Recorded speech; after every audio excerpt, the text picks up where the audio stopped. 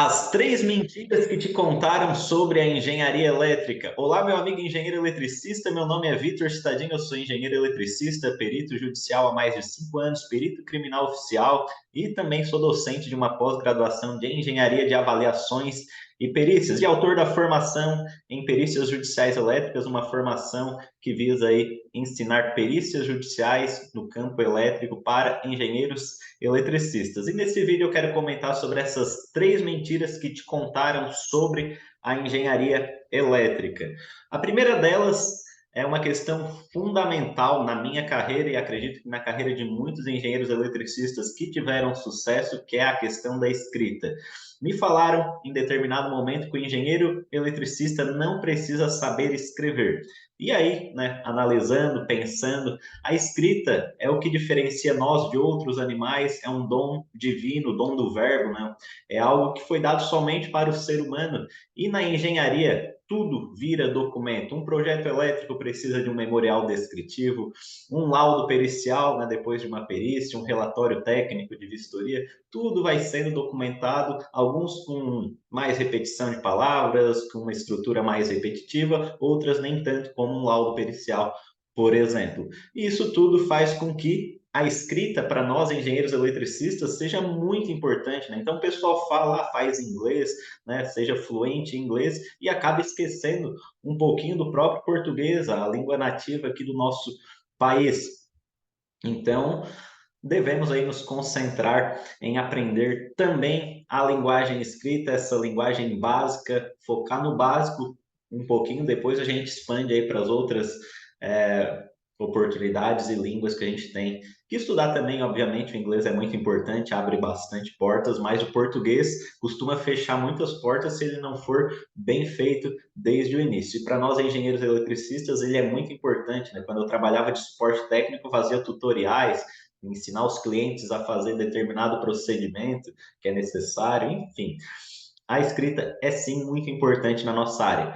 A segunda mentira que me contaram foi que o projeto elétrico paga bem. A não ser que você seja um especialista muito forte em determinada área de projeto elétrico, os projetos elétricos, em sua maioria, têm uma hora técnica com um valor menor que outros mercados da engenharia elétrica. Posso citar aqui inspeções, laudos, perícias, tá? Porque o projeto elétrico é o foco muito grande das graduações. Então, todo mundo sai da graduação sabendo fazer projetos, né?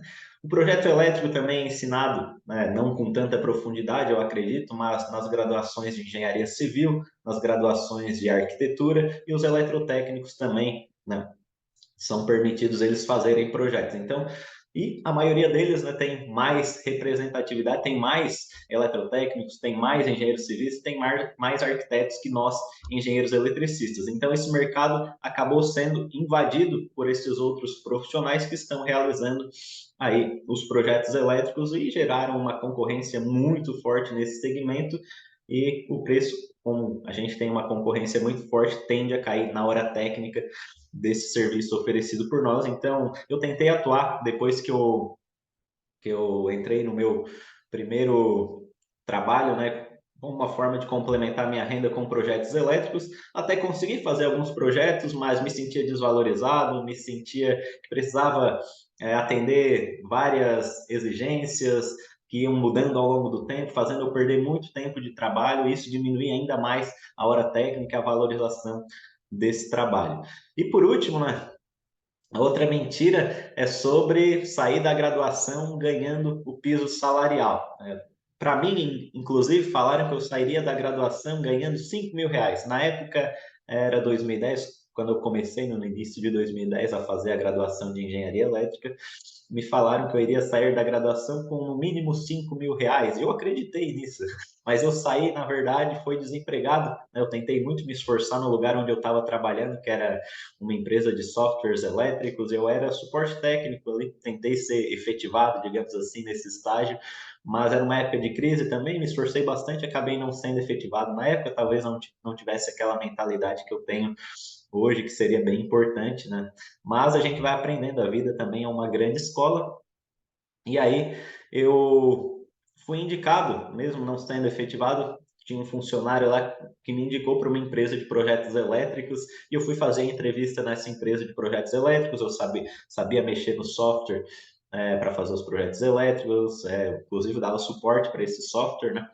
E quando eu fiz a entrevista, me ofereceram R$ 2.500 nesse meu possível primeiro trabalho, né? Era em Florianópolis, na cidade de Palhoça, aqui perto de Florianópolis, então manteria meu relacionamento mais próximo ali com a minha namorada na época, a gente tinha recém se conhecido, estava se gostando na época, né? Hoje ela é minha esposa.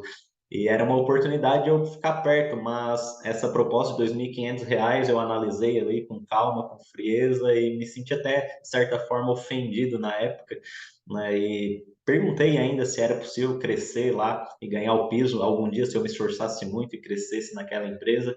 E o engenheiro que era dono, ou sócio ali daquela empresa, ele me falou que não, ali ninguém ganhava piso salarial, no máximo R$ 5.000, depois de se estabelecido na empresa, mas com muito tempo de trabalho. Eu pensei, resolvi reunir ali minhas competências e continuar estudando para concurso público na época que era a atividade que eu estava fazendo, né? Meus pais eram concursados, eu busquei nos concursos públicos as minhas primeiras oportunidades, depois virei engenheiro eletricista de uma universidade federal, onde eu aprendi a aplicar os projetos elétricos também, fazer a execução de obras e fiscalizar obras. Também tive contato com os primeiros relatórios, né? Depois, nessa época aí que eu conheci a perícia judicial também, como um complemento da minha renda, e é uma área onde nós somos muito valorizados e somos também bem respeitados. Se você deseja entender outro universo dentro da engenharia elétrica,